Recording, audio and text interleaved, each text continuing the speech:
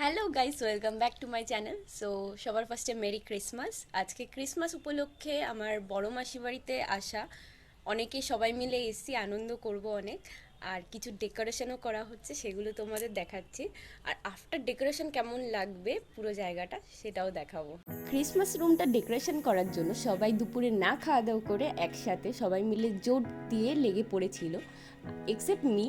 আমি একমাত্র কাজ করিনি, যে বসে বসে খালি দেখছিলাম। বাট যখন এটা টোটালি ডেকোরেশনটা করা হলো, সত্যি সত্যি বলতে খুবই খুবই সুন্দর লাগছিল। আমি তো এর আগে বড়দিনও কখনো সেলিব্রেট করিনি, তো ফার্স্ট টাইম এরকম ক্রিসমাস পার্টি অ্যাটেন্ড করা আর এইভাবে সেলিব্রেট করা খুব সুন্দরই লাগছিল। আর এই প্লেসে অনেক ফটো ভিডিওস নেওয়া হয়েছিল।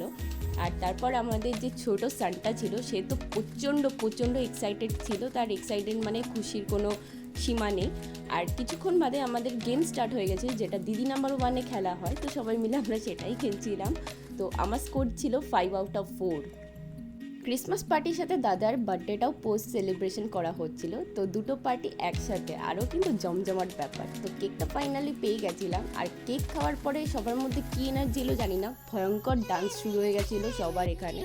আর তারপরে যখন সবাই ফাইনালি হাঁপিয়ে গেল, তখন বসে একটু গল্প গুজব করা হলো আর কিছু গিফট রিভিল করা হলো, যেগুলো দাদা পেয়েছিল। আর এই হুডিটা দিয়েছিলাম আমরা, তো ওর খুব পছন্দ হয়েছিল, এটা শুনেই ভালো লেগেছিল।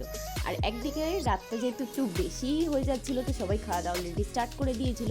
আর এইদিকে আমি লাস্ট ব্যাচে বসেছি বলে এগ ডিভিল শর্ট পড়েছিল, তো ওটা আমি পাইনি। তো স্যালাড, ফ্রাইড রাইস, চিকেন কষা নিয়ে বসে পড়েছিলাম। মিষ্টি অ্যাজ অলওয়েজ সবসময়ের মতো আমি অ্যাভয়েডই করে চলি। আর খাবার দাবার রান্নাবান্না খুবই খুবই খুবই সুন্দর ছিল। আর ক্রিসমাস নাইটটা শেষ হলো আমার এনার সাথে খেলতে খেলতে। তো দেখাচ্ছে নেক্সট ব্লগে। Tata guys.